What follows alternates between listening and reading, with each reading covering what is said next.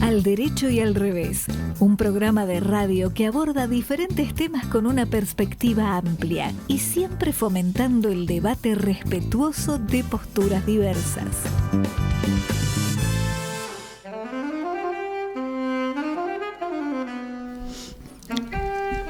Buenas tardes, ¿qué tal? ¿Cómo andan? Iniciamos el programa número 423. Marto Llanarte, no se me ocurre nada, ningún jueguito. Sí, 4, 2, No, 3, 4... apuremos porque yo quiero escuchar al invitado.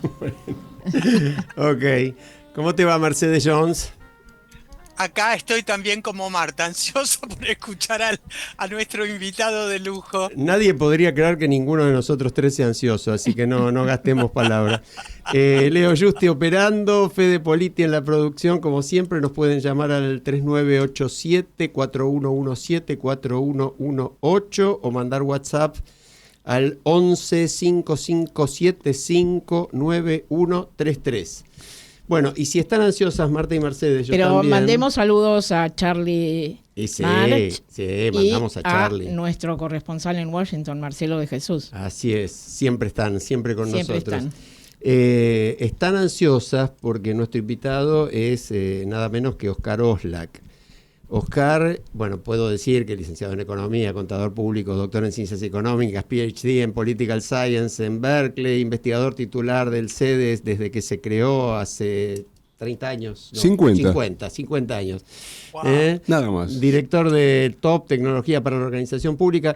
Pero más allá del larguísimo currículum de Oscar, tenemos que decir que es uno de los más grandes expertos en el Estado que hay en la Argentina. Marta, es una buena definición, ¿no? No, yo pensé que ibas a decir que es uno de los más grandes cantantes de jazz de Argentina. Bueno, yo creo que a él eso le gusta más, sin duda.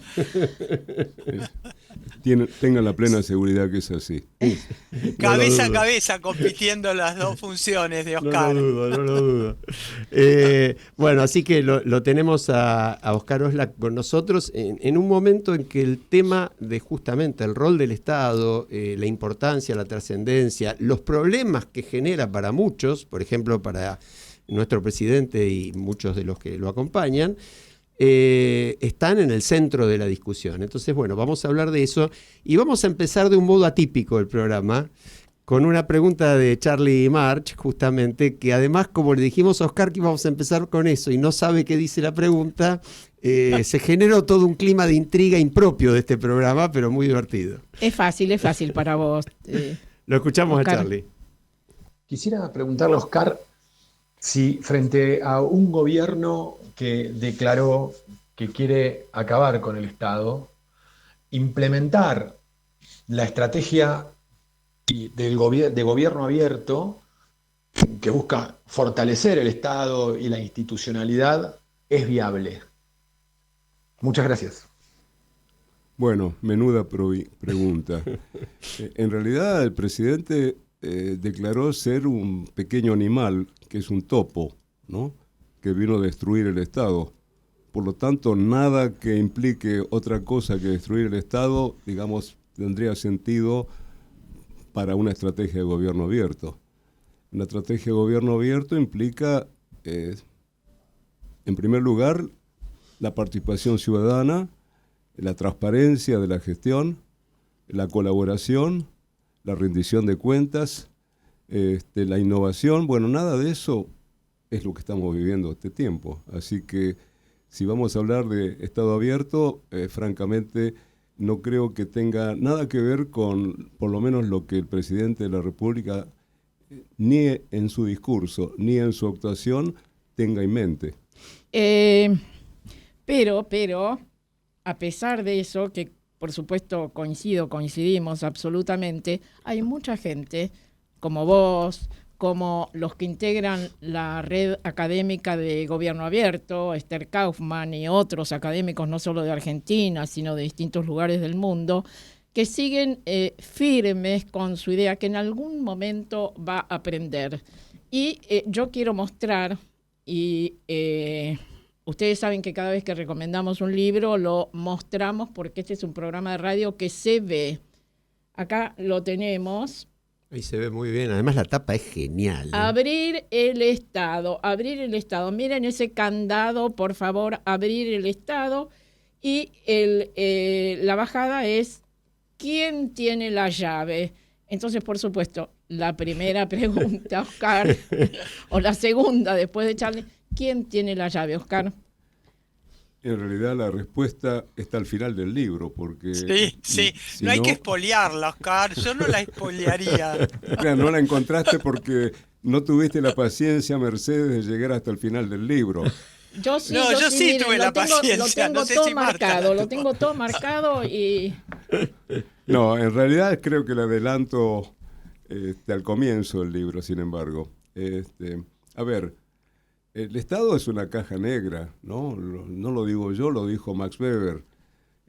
Y por lo tanto, cuando se habla de gobierno abierto, de Estado abierto, bueno, Estado abierto es un término que acuñé hace 12 años atrás. Se hablaba únicamente de gobierno abierto y decidí que como los demás poderes del Estado estaban también adoptando esa filosofía de gestión pública, me refiero a los parlamentos, la justicia, y luego se extendió a gobiernos subnacionales, a empresas, a toda clase de instituciones que reciben algún tipo de financiamiento público, ¿no? Que se maneja con recursos públicos que tienen que rendir cuentas a la ciudadanía. Bueno, entonces tenemos que empezar a hablar de Estado abierto. Estado abierto implica, en primer lugar, transparencia, implica participación ciudadana, implica que el ciudadano se involucre en un triple rol que puede cumplir, por lo menos potencialmente, por un lado, con relación al futuro. El futuro implica planificación, programación, diseño de nuevas políticas, ¿no? Y el pasado implica seguimiento, revisión de lo que se ha hecho, rendición de cuentas, evaluación de resultados, etc. Bueno, hoy en día en la Argentina el futuro y el pasado no existen. Existe solamente el presente. Hay un presente continuo. No digo solamente durante este gobierno. En realidad venimos de hace muchísimos años donde el futuro y el pasado no existen. No hay futuro en el sentido de que no hay planificación, no hay programación, no hay, digamos, un horizonte hacia el cual tengamos claro dónde y cómo y para qué estamos yendo, ¿no? Simplemente se administra un presente continuo, ¿no? Y por lo tanto, si no hay futuro, no sabemos cuáles son las metas, cuáles son los objetivos, y por lo tanto, si no sabemos cuáles son los objetivos, no podemos hacer ningún análisis de rendición de cuentas porque no sabemos de dónde partimos, ¿no? Tal cual. Oscar, hay una frase en tu sitio web que a mí me pareció sensacional, muy breve, la leo. La burocracia estatal, viuda administrativa de sucesivos gobiernos y regímenes políticos, acaba convirtiéndose en un inmenso cementerio de proyectos políticos. Ahora, en ese contexto, en amplios sectores de la sociedad hay una muy mala imagen de los funcionarios y de los empleados públicos. Vos conocés como pocos la administración. ¿Qué pensás de esa mirada y, en todo caso, cómo se puede modificar?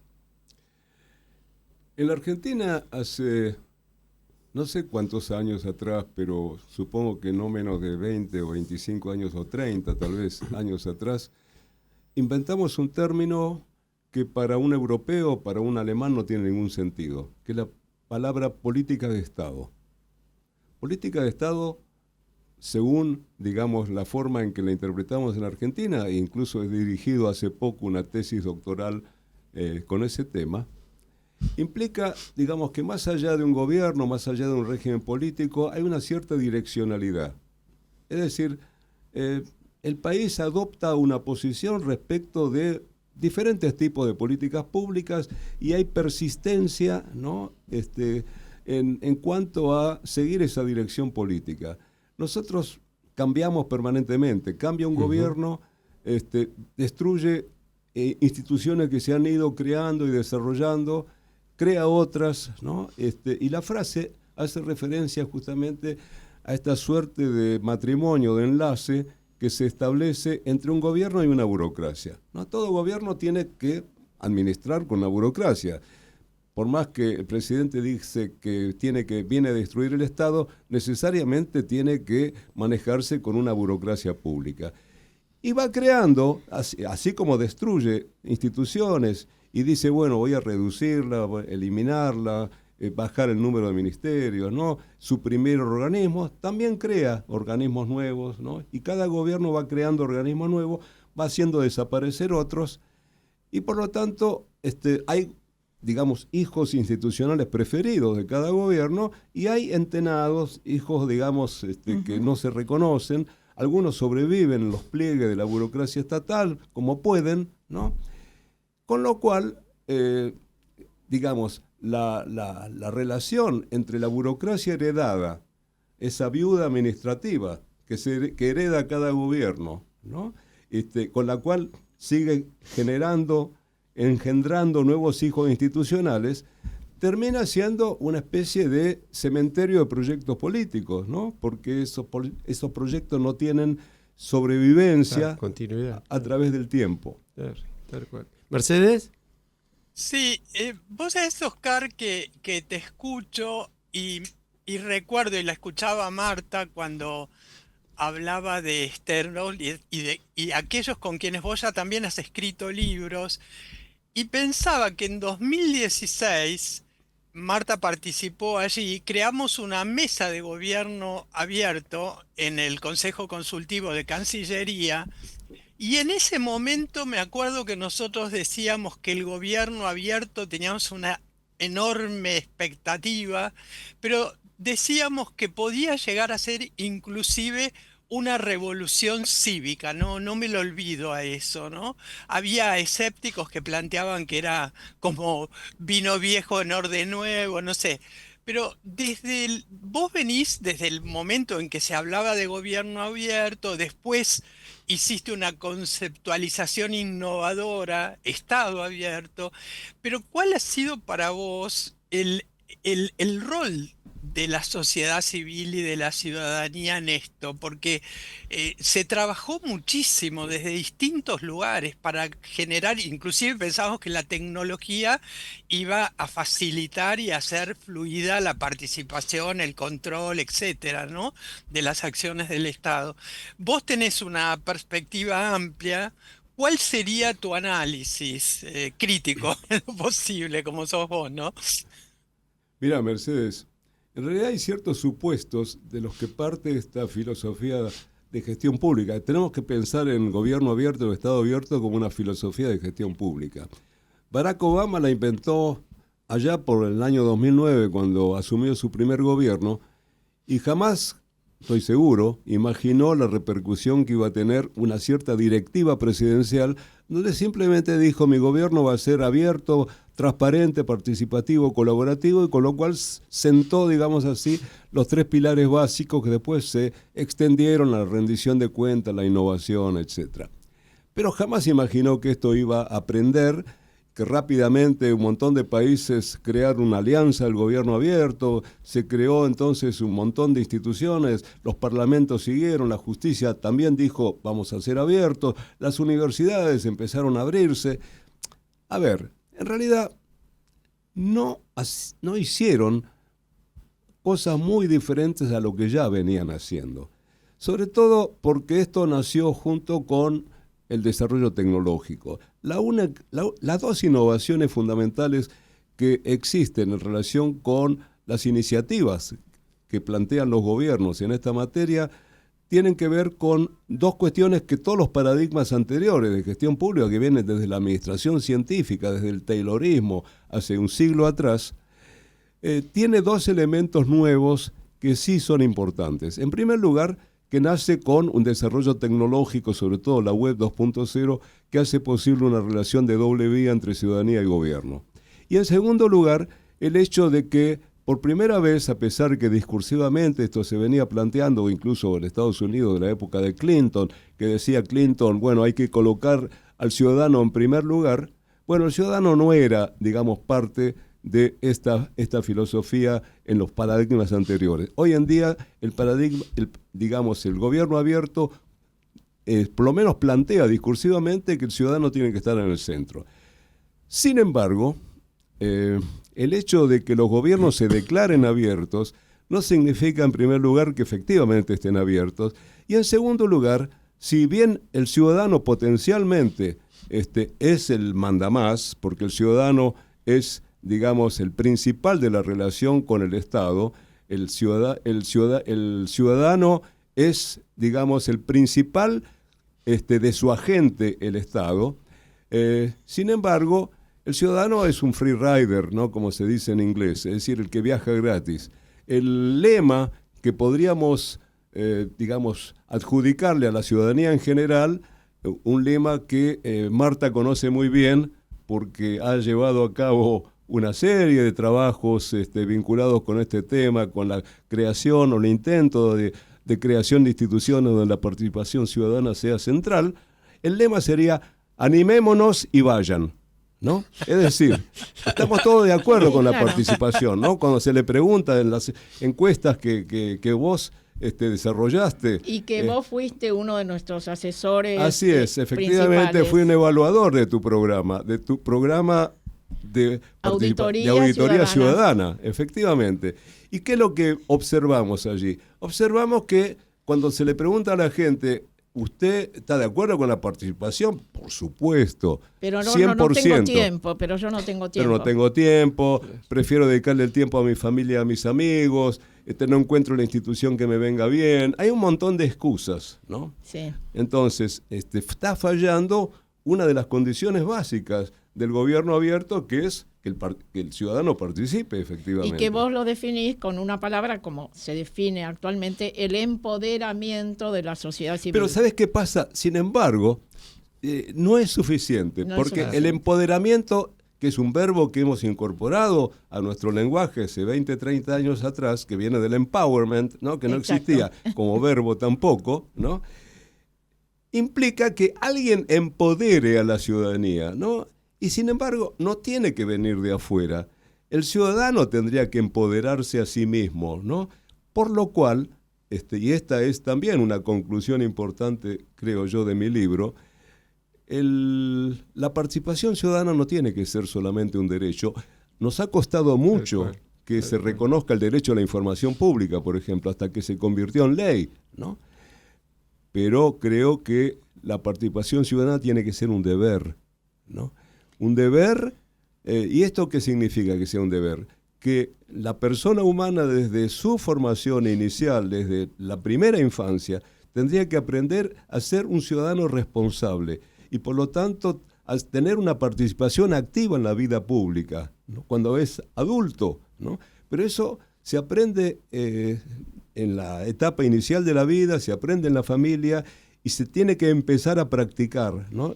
Yo estoy convencido que este es un paradigma, es una filosofía, tal vez la más transformadora, como decía Mercedes, ¿no? Que podíamos pensar, porque implica un involucramiento activo del ciudadano en la vida pública. Pero hasta que no sea una obligación, me parece difícil, y vamos a tener episodios, por supuesto, como los que se producen todo el tiempo, de planes de acción que presentan los gobiernos a la Alianza del Gobierno Abierto, que es un club del que vale la pena formar parte, ¿verdad? Donde a nadie se echa porque los proyectos terminen no siendo todos los exitosos posibles, ¿no? Pero, bueno. Sobre eso quería preguntarte, es decir, y quiero referirme a un párrafo de tu libro referido justamente al Open Government Partnership, que donde vos decís que el esfuerzo masivo y sistemático en materia de gobierno abierto se lleva a cabo a través de los planes de acción que presentan los países a la OGP.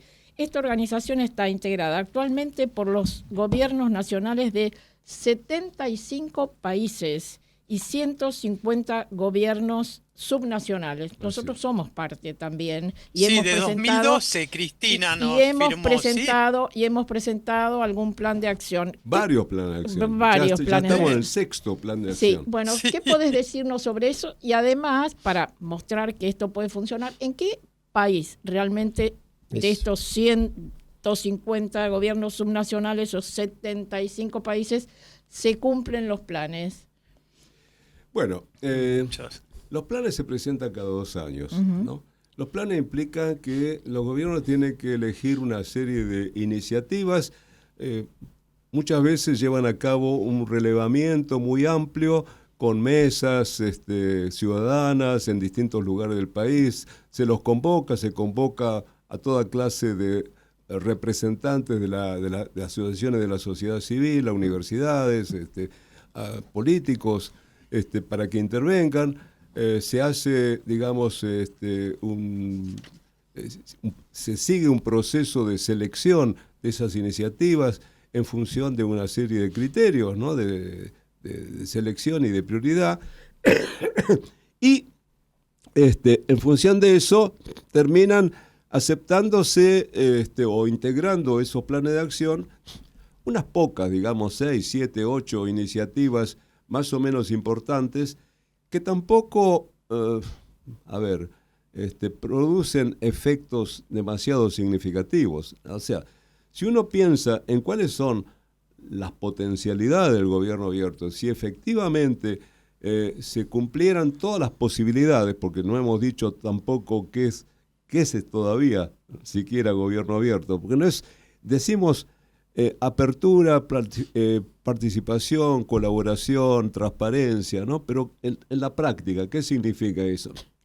Significa, por un lado, esa efectiva participación ciudadana, por ejemplo, que se le plantea a un ciudadano, como hoy en día puede estar existiendo en algún país, como lo visité el año pasado, Estonia, ¿no? En Estonia, de pronto, un ciudadano está viajando en un medio de transporte público y recibe en su teléfono un mensaje de texto que dice, mire, se está discutiendo en este momento en el Consejo Deliberante un proyecto que lo va a afectar a usted, ¿no? Y se lo dice en lenguaje claro, o sea, no en lenguaje burocrático, de una manera sintética y entendible para todo el mundo, que lo va a afectar y queremos conocer su opinión sobre esto, ¿no? Y entonces uno escribe su opinión, le da enter y entonces le dice, bueno, su opinión y la de todas aquellas personas que pueden llegar a estar afectados por esta política va a ser tomada en cuenta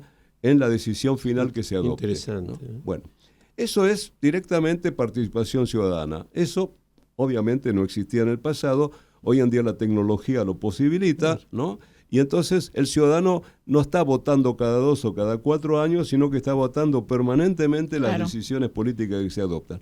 Esto es una de las posibilidades. Hay cosas que tienen que ver, por ejemplo, con la protección de informantes, whistleblowers, como se llaman, los que denuncian situaciones, por ejemplo. Hay situaciones donde el Estado intenta mejorar la provisión de servicios públicos, como por ejemplo a través de portales que hoy en día hacen posible la realización de toda clase de trámites online de una manera sencilla.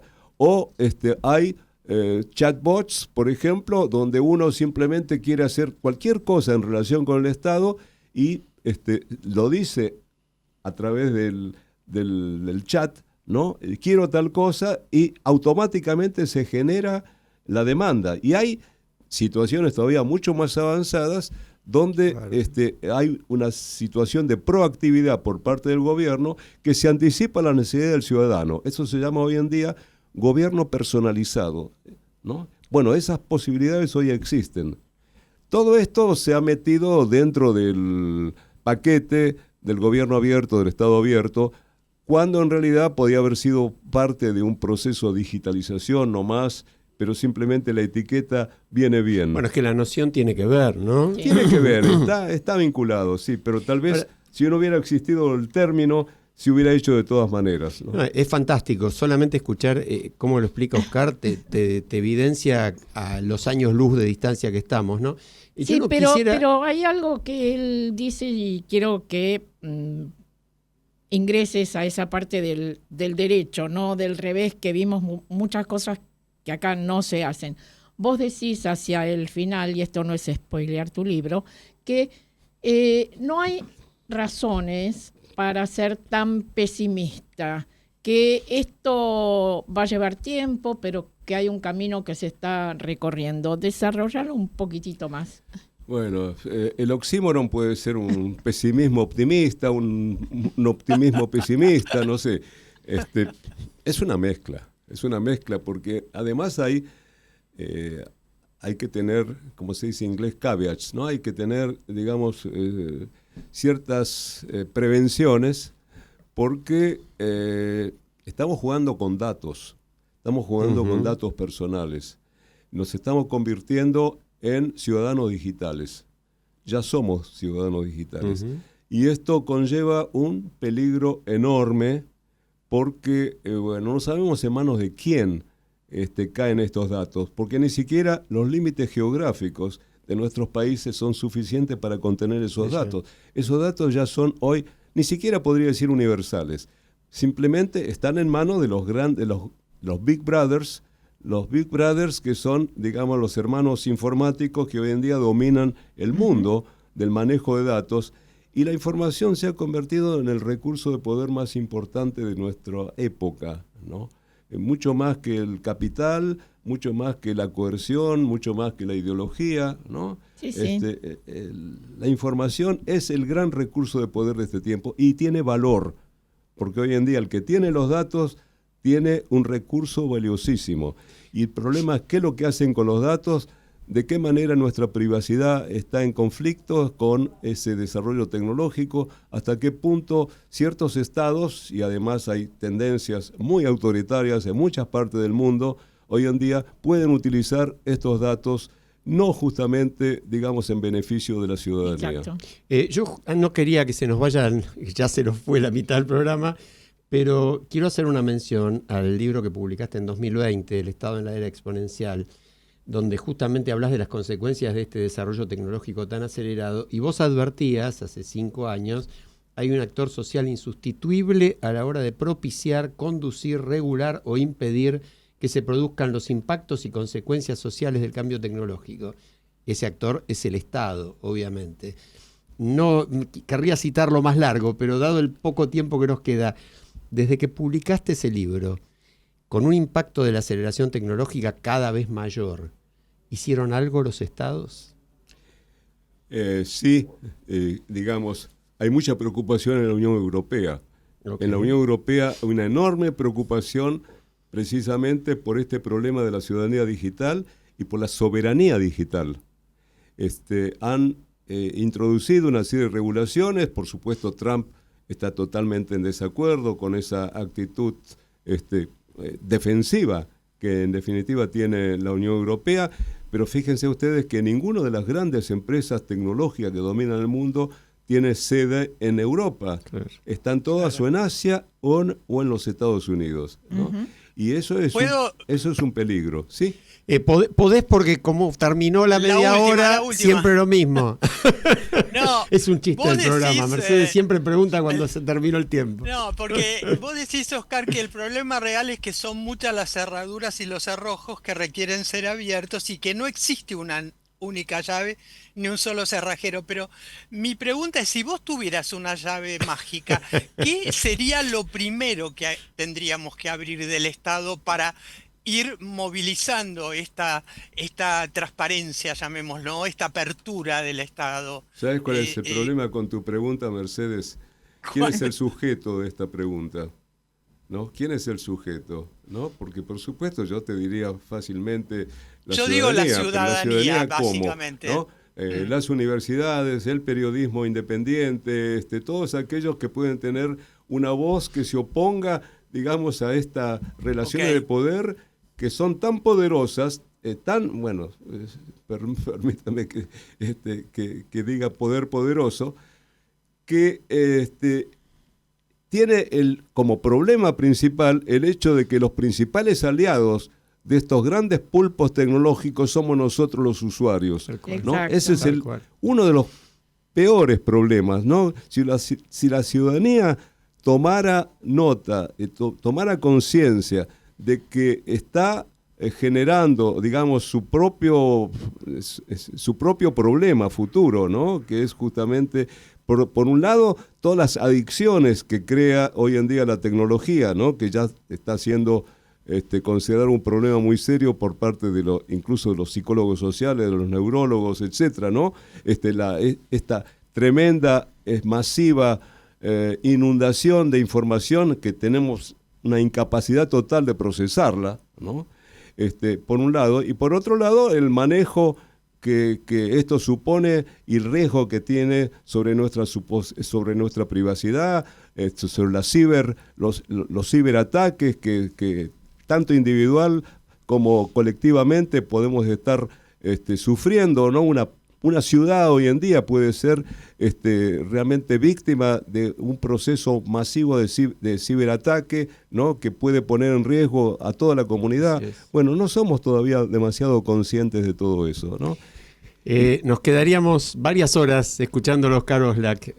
Muchísimas gracias por tu participación. Al contrario, gracias a ustedes, Alejandro. Pero nos vamos a ir a una. ¿Escucharlo un poco más? No, es que no podemos porque se terminó el tiempo, pero vamos a ir a una pausa con un muchacho que canta jazz que promete bastante. Bueno. Creo que hace como 70 años que canta.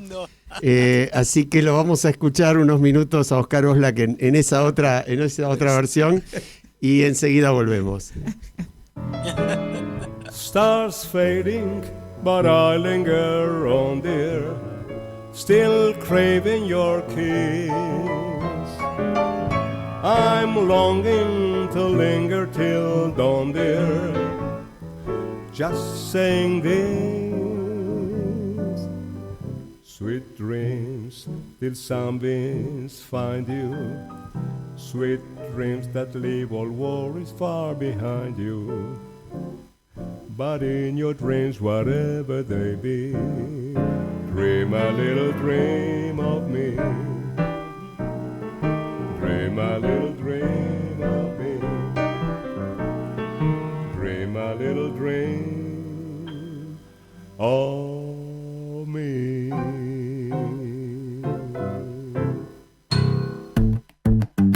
La política es cultura, porque todo es cultura y porque somos radio. Radio Cultura. fmradiocultura.com.ar. Una joven estudiante de música sufre un accidente del cual milagrosamente sale ilesa. Es recibida por una extraña familia que le da apoyo y consuelo. Sin embargo, descubre que algo no funciona bien. ¿Quiénes son? ¿Qué secretos oscuros esconden? Dijo Variety. Se distingue por sus característicos placeres de textura y tono. Dijo The Hollywood Reporter. Paula Beer nunca deja de ser fascinante. Zeta Films presenta en la Argentina la última creación del genial director de Bárbara, Ave Fénix y Undine. Selección de la quincena de realizadores del Festival de Cannes. Espejos número 3. Del magistral director alemán Christian Petzold. Sensacional estreno, jueves 9 de octubre, solo en cines. CDI Films presenta en la Argentina el nuevo film del director de títulos como La Religiosa, El secuestro de Michel Houellebecq y Valley of Love, del multipremiado realizador francés Guillaume Niclus, una historia sobre el deseo de un hijo y un accidente que cambia el destino. Una película que narra la continuidad de la vida y del amor a través de los vínculos. Basado en la novela de Fanny Chesnel, el extraordinario Fabrice Lucchini protagoniza La Petite, una película que busca la empatía y la emoción directa del espectador. La Petite, la coproducción entre Francia y Bélgica que emocionó a Europa, llega a la Argentina.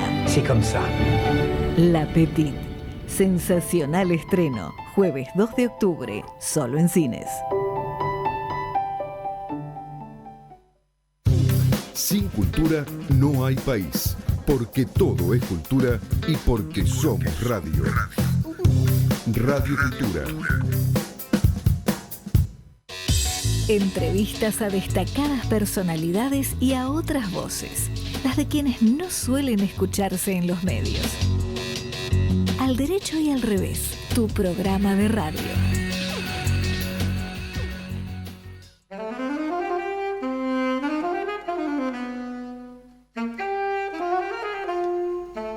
Estamos de vuelta, un placer desde todo punto de vista tenerlo a Oscar Oslak. Y qué voz, qué voz. ¡Qué voz!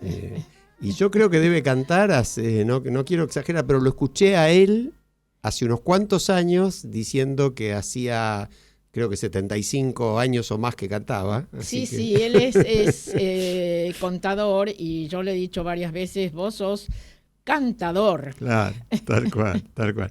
No, además interesantísimo todo lo que se puede hacer realmente en lugar de denigrar al Estado o decir, bueno, soy el topo que lo viene a destruir, o todas esas pavadas que no tienen como pies ni cabeza, ¿no? Porque no hay país en el mundo que haya prosperado sin un Estado eficiente. Después se verá el tamaño, dónde se destinan los recursos, pero lamentablemente los desastres sucesivos en los que hemos vivido llevan a que se pueda decir cualquier cosa, ¿no?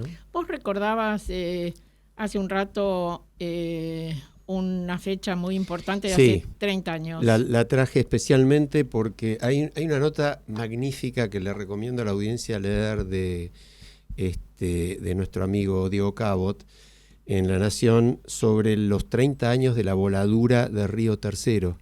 Es decir, hace 30 años un gobierno, porque está probado, hizo volar una ciudad para ocultar un contrabando de armas que se hacía a dos países, uno era Croacia, el otro era Ecuador, que estaban en guerras, en las cuales en una de ellas la Argentina era parte de los que trataban de evitar la guerra, ¿no? Una cosa, pero de un nivel de espanto, que justamente lo mencionamos porque lamentablemente si paramos por la calle a gente y le preguntamos qué fue la voladura de Río Tercero, algunos se acordarán y otros no. Y por supuesto nadie lo asociará al resultado de impunidad. Tal cual. Bueno, el gobierno menemista, que de él estamos hablando, en este caso la justicia pudo probar que se trató de un hecho intencional, que literalmente volaron un pueblo a propósito, que prepararon las explosiones, calcularon la onda expansiva y ejecutaron con frialdad diabólica una de las operaciones más destructivas de la historia argentina.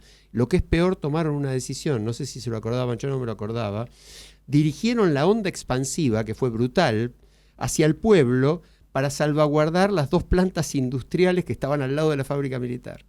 Entonces destruyeron 1000 viviendas, mataron 7 personas de casualidad, y no mataron mucho más, cientos de heridos.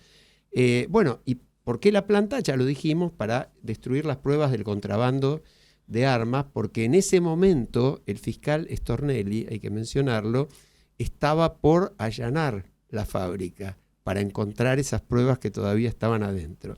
Y quiero hacer una mención, porque la hace Cabot, a Ana Gritti, abogada cordobesa, que fue la valiente e incansable seguidora de este tema para que se haga justicia. Su marido murió en la explosión y ella hizo años y años y se sintió, lo decía, va en línea con lo que decía Oscar hace un rato, ¿no?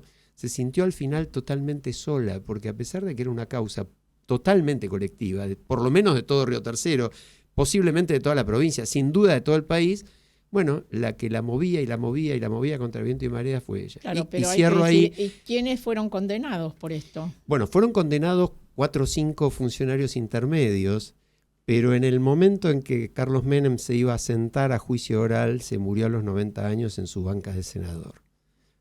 Y además la causa específica con respecto a Menem por Río Tercero se iba a sentar por el tema del contrabando de armas. Indirectamente iba a salir esto, pero la causa específica de Río Tercero terminó por prescripción porque un tribunal nefasto, una Cámara Federal, dijo que bueno, que había pasado mucho tiempo y que si el Estado no lo había podido juzgar por el paso del tiempo era culpa del Estado.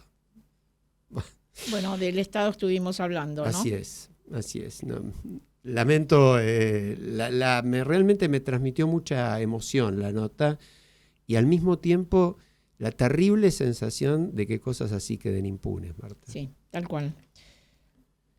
Bueno, bueno, como decimos cada semana y no nos cansamos de decir y seguimos reiterando, por supuesto, plagiando a Tute, la realidad no sale de su asombro. Sí, tal cual. La realidad no sale de su asombro. Vos sabés que hay otro tema que vos y yo, y creo que Mercedes también, conocimos hoy, una fundación pro vivienda social, que cumple una tarea muy importante en la comunidad para mejorar condiciones de vida en barrios populares desde el año 92, afronta un fallo de un juicio laboral insólito por una liquidación del orden de 160 millones de pesos que la puede puede terminar con la fundación, que no tiene cómo pagarla, porque se la condena a esta fundación por el reclamo de un gasista contratado por vecinos que la fundación organizaba para que tuvieran gas natural, y el gasista le hace juicio a los vecinos y mete a la fundación de costado en el juicio, y los jueces laborales dicen, sí, la fundación alegremente es corresponsable, cuando la fundación no lo contrató, no tenía trato, el gasista era matriculado individual, facturaba a otros clientes, era un profesional independiente. Bueno, otra cosa que pasa en la Argentina, ¿no? Quedamos con Mira, el... sí. Dale vos. No, que la experiencia de años, yo la súper conozco y he trabajado muchísimo, no solo desde la universidad, sino foro del sector social.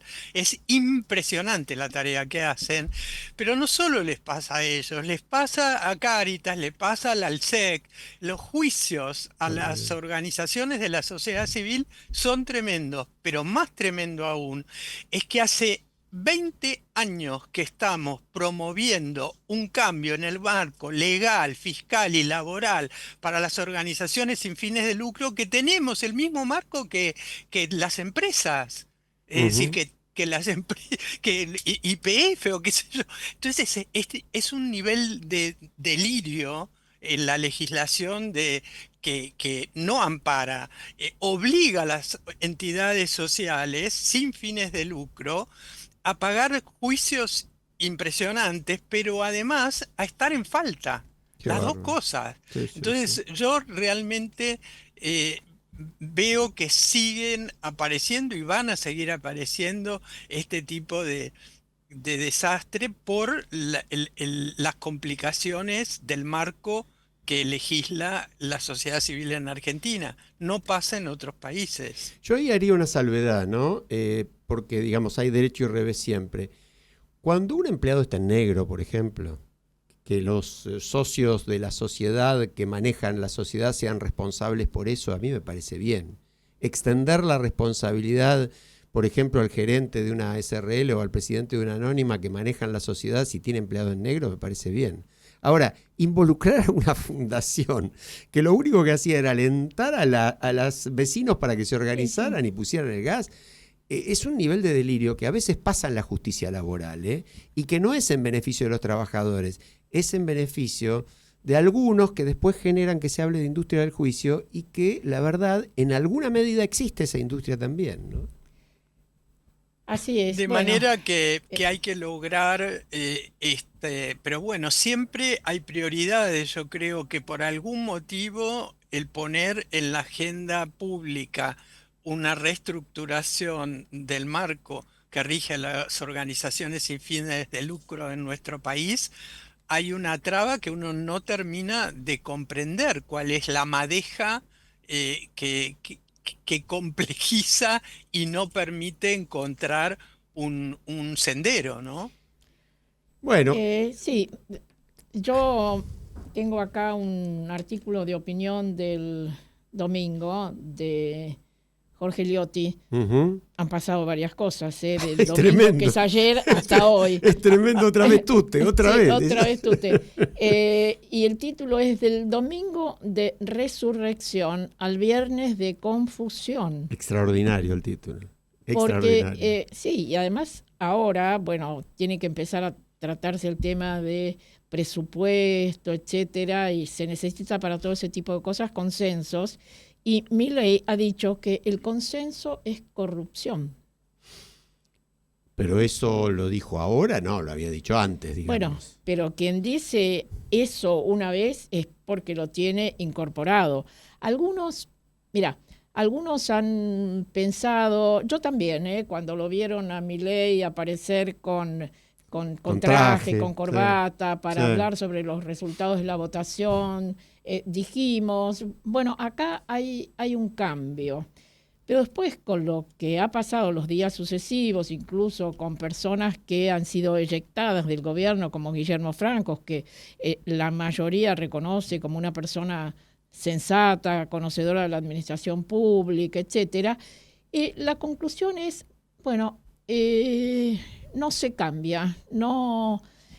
Yo tengo una frase desde hace mucho tiempo que digo en relación a cada persona, ¿no? Cada uno va hacia su propia síntesis. Es Es decir, buenísimo. no cambiás, vas agudizando tus características esenciales. Y yo creo que este triunfo realmente significativo de Muy. La Libertad Avanza de hace pocos días, pero pareciera que hace un montón, ¿no? Hace 8 días y Eh, parece que pasó un mes. Sí, y podría haber generado, bueno, esta cosa, bueno, ahora sí, trabajemos para el consenso, pero aparentemente no, ya se están buscando nuevos enemigos y además, como dice nuestro amigo Carlos Fara en uno de sus artículos de estos días, parecería ser que en nuestro país no hay lugar para terceras fuerzas.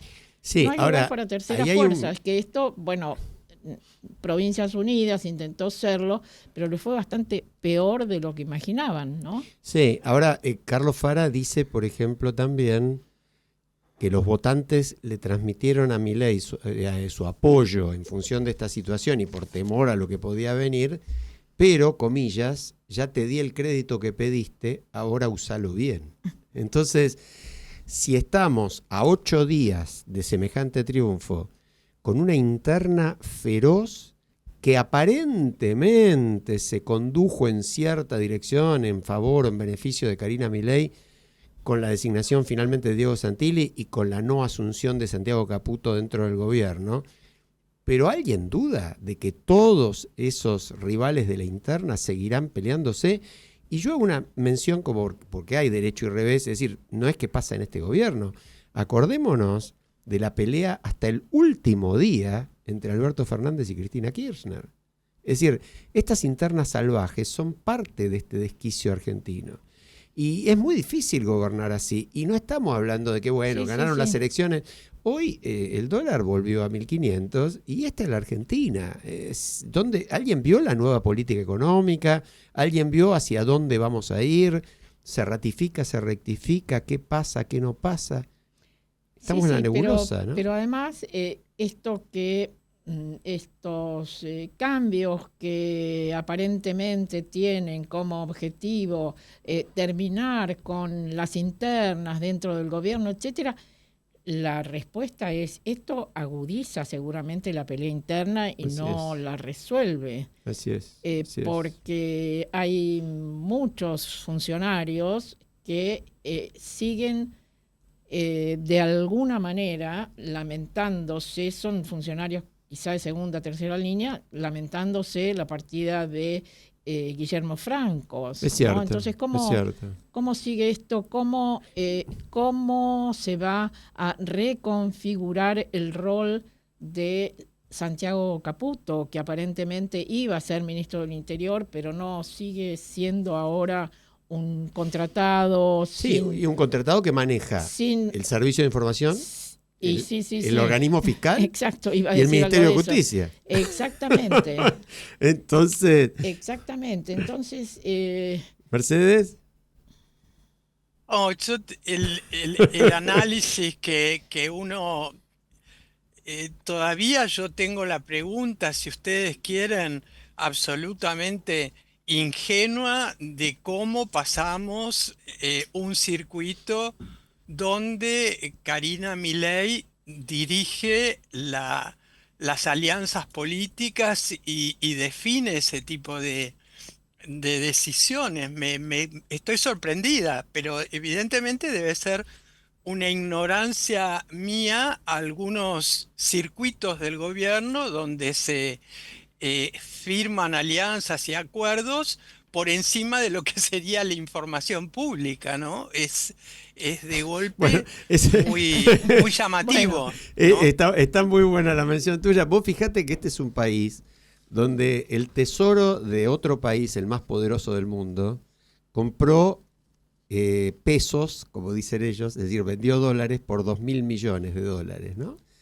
Y esos pesos los invirtió con la garantía del Estado, según una nota muy larga, muy extensa al respecto en Clarín, después ratificada por la Nación, los puso en unos bonos donde el Estado le garantiza o la inflación o el dólar, lo que esté más alto. Bueno, ¿hay alguna información sobre eso? No. cuando le preguntaron al gobierno por esto, ¿qué contestó? Nada. Nada. 2.000 millones de dólares, ¿eh? Pero qué sé yo. yo les quiero preguntar, ¿ustedes leyeron la nota del domingo de John Carlin? Sí. El, Sí, bueno, sí. el Es muy analista bueno. político que vive en Inglaterra, pero tiene nacionalidad también española. Y él plantea un derecho. Ujú. Yo no sé si estoy totalmente de acuerdo. A ver ustedes qué opinan. ¿Hay alguna esperanza a la que nos podemos agarrar los trasnochados que seguimos deseando que se imponga algo parecido a la racionalidad en la política? En el mundo al revés, en el que vivimos, yo opto por Argentina, país al que nunca nadie había acusado de pragmatismo o sentido común. En las elecciones del fin de semana pasado, los votantes fueron a contracorriente del resto del mundo occidental y votaron de manera asombrosamente lúcida. ¿Qué dicen ustedes? Qué sé yo, tendríamos que traerlo a Carlin y más que un café, un asado largo para tener 4 horas, porque yo creo que las causas del voto son de una complejidad mucho, mucho mayor, como para sintetizarlas en eso, ¿no? Y miren cómo continúa ese párrafo. Sí, Javier Milei, el triunfador en aquellas elecciones, es decir, las de hace una semana, ¿no? Será un chiflado, pero como presidente, equivocado o no, tiene un plan en el que cree para sacar su país del desastre. ¿Qué opinan? Mira, yo me sigo preguntando, inclusive no lo comentábamos en el programa, pero cuando me quedó grabada la figura de Trump diciendo que Argentina está muerta, Ujú. ¿no? Y entonces uno se plantea si con una propuesta de un liberalismo absoluto, sin rostro humano, digamos, ¿no? Se puede sostener un país que yo no digo que está muerto, pero estamos heridos, como nuestra Ujú. democracia está fuertemente herida. Entonces, la lucidez que ven desde afuera es porque si no era un caos y ya estaba dicho por Estados Unidos que no iban a apoyar si no ganaba Milei. Entonces era esta reacción o muerte, ¿no?